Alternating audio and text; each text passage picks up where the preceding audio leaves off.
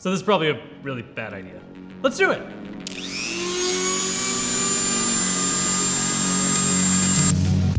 The Xbox One S All Digital is on its way to stores soon, and if you're interested in grabbing one, there's a lot of stuff you can catch up on in terms of accessories to really get the most out of your system. So everyone who's planning on getting an All Digital soon, or just any Xbox, here's some stuff you should grab.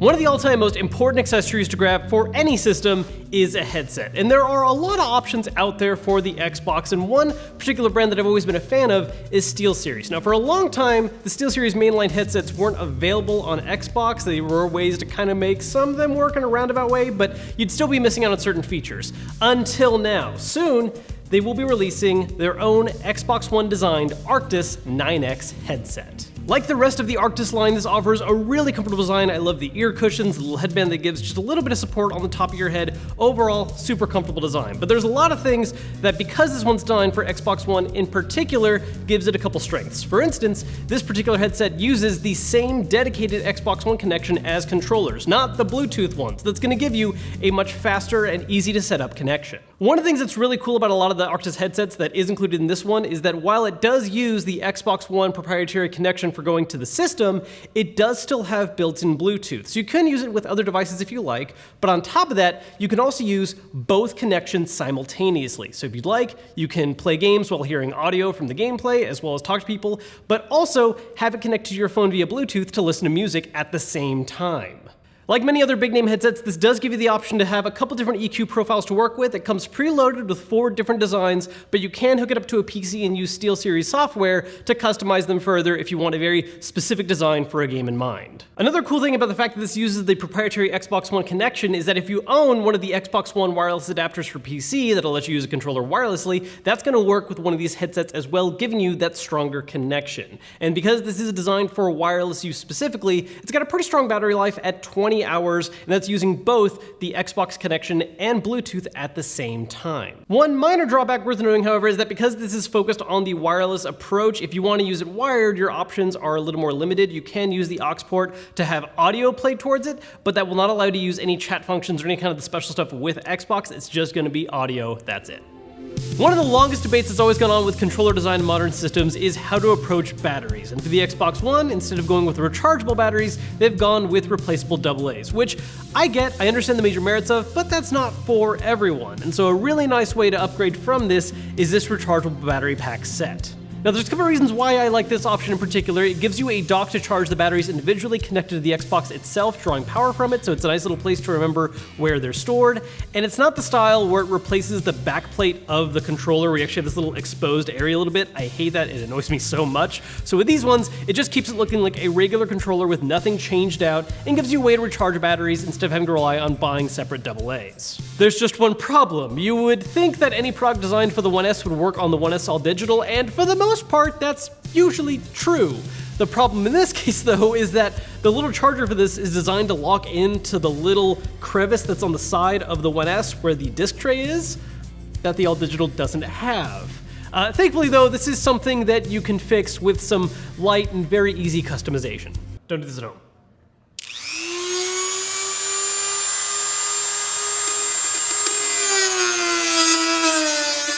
Moral of the story, don't assume that something designed for the original One S is going to always work for the One S Digital. Fits like a glove. With the newest version of the Xbox One S going completely digital, it is more important than ever to take care of storage space. Now, by default, the All Digital comes with a 1 terabyte hard drive, which for a lot of people is fine. But it's not always enough. Look, games are getting bigger and bigger and bigger, with some major titles like Red Dead Redemption easily hitting basically 100 gigabytes, taking up over 1/10 of the hard drive. Now, of course, one way you could deal with the issue of limited space is constantly delete things whenever you get something new, trying to figure out what you actually still care about and want to keep all on the hard drive at the same time. But that's honestly really annoying to put up with, especially if you install a particularly large game. And that's really easy to happen too, thanks to Xbox Game Pass, which can just blow up your hard drive right away. So a better solution is to use an external hard drive.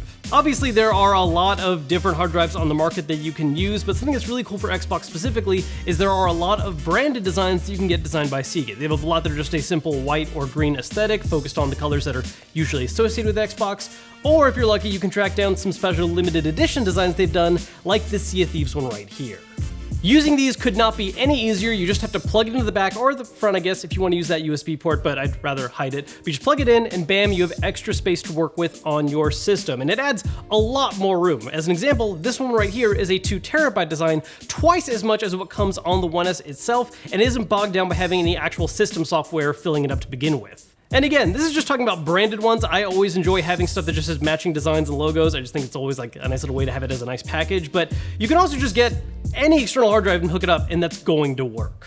You know, someday it might be really cool that Xbox is gonna get their cloud streaming software up and running and you can just play any game you want without having to worry about install size, but until that glorious future is actually something that works, this is a great way to go.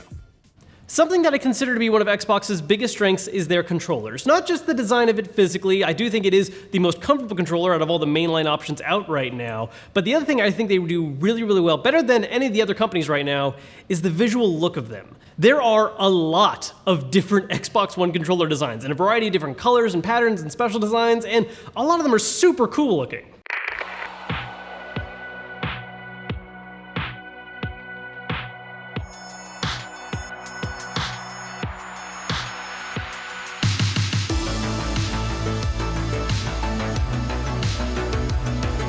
On top of that though, if there's no controller design out that really resonates with you just quite right, or you can't find the exact color or design you're looking for, you can do it yourself thanks to Xbox Design Lab. As an example, I love Cuphead. It is one of my favorite games on the Xbox, and I really wanted a controller that had that style to it because they just didn't make one. So I made my own with this red, black, and white design. And honestly, this is a pretty straightforward standard design, just going with a single color for the main body, triggers, and back, as well as the sticks and D-pad. There's a lot more you can do, and even pick different shading designs for the main body if you like, and add engravings to it. This gives a sense of personalization and customization on Xbox that I don't really feel like you get as strongly on the other systems, and I'm always a big fan of having that controller that feels like your controller, because it's your favorite color or a design that you think is particularly cool, or it celebrates a game you really love. Xbox gives you the best ground to do that. Of course, if you don't care about visuals at all and you just want strictly performance, you can always spend a bit more money and upgrade to an Xbox One Elite controller, which does have 2 color options now. There is the old school original black one and this white design, which I really liked with the gray offsets. We did customize this one a little more though, adding the gold on the D-pad, which looks super nice. With this, you're getting the comfortable shape and design of the standard Xbox One controller, but also getting paddles on the back for additional button options, adjustable trigger stops, replaceable stick heads, and even a changeable D-pad, giving you just a little more control to fine-tune what's the most comfortable design for whatever game you're playing. Either way, whether you're focused on looks or performance, I think it's a great idea to pick up an additional Xbox controller just to get that one that fits your style a bit more. I'm a big fan of being able to use whatever controller I like for a specific game, and something that Microsoft has opened up for the Xbox One that I really appreciate is the option to use keyboard and mouse for specific games, up to the developers whether or not they want to have that option available. Now with this, you can just use any keyboard and mouse that you have lying around that has a USB you can plug into your system, but there's actually one specifically Xbox One branded and designed option from Razer that I really like, the Razer Turret. There's a couple things about how this combo is designed that makes it more appropriate for an Xbox console versus a traditional PC setup. One of the biggest is the fact that it's designed to fit comfortably on your lap as an actual lap setup instead of something that you'd use on a desk, because let's face it, most people playing on Xbox One are using an entertainment setup, not a desk. This is accomplished by having a built-in wrist rest as well as comfortable pads on the bottom of the keyboard for when it's resting on your lap, and it even has a little pull-out tray to put the mouse on that is lightly magnetic so it keeps the mouse sticking to it instead of something that's just going to slide and fall off.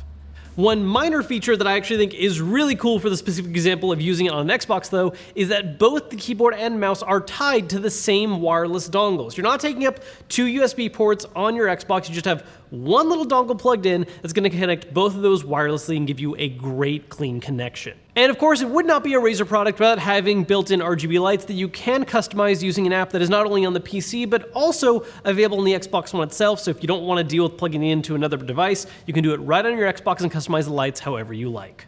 Another thing that is really important when dealing with a purely digital-focused approach to consoles is making sure that you have the strongest internet connection possible. That way, downloads are going as fast as they can, and it's also helpful for playing stuff online because you want to have the best connection possible to not freak out mid-match.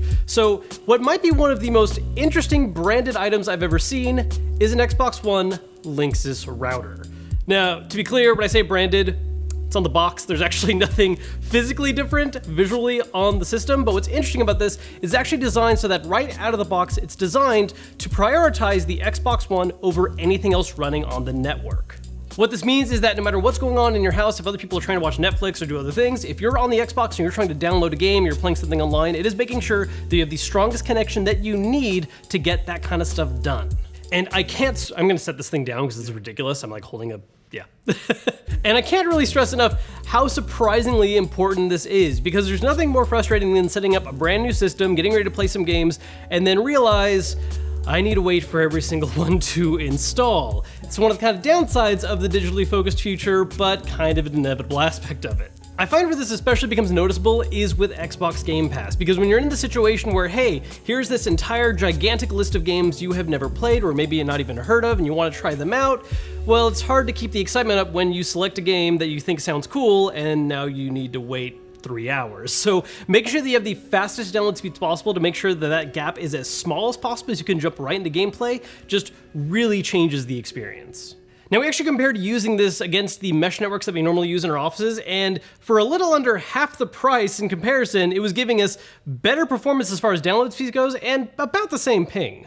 So if you want to make sure that nothing else in your house is fighting your Xbox for bandwidth, pretty cool way to go. Now, while I think all these products are awesome and worth picking up, I realize that not everyone wants to throw down on all this stuff right away as soon as they get a new system. So in terms of prioritizing, I think there's really two main ones to focus on depending on your personal needs. If you're planning on playing just a lot of different single player stuff and you want to just play as many games as possible, an external hard drive is definitely a great way to go. On the other hand, if you're planning on just focusing on multiplayer games and a very small subset of them, I would instead go for the headset. It is so important to have high quality audio and a way to, of course, chat with other people. Again, all this stuff is worth grabbing, but if it's something first, I'd go with one of those.